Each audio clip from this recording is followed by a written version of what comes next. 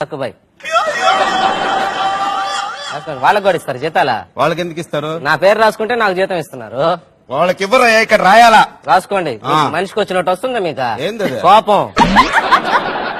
వయసు చెప్పు.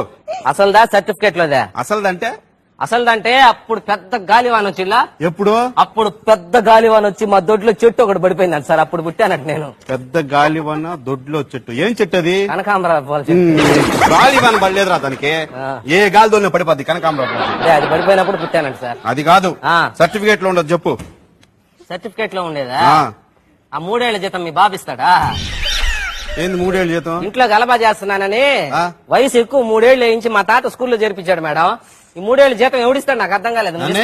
దానికి మరి అది అద్దె రాస్తారు సార్. ఆ వయసు అదే రాయాలి చెప్పు.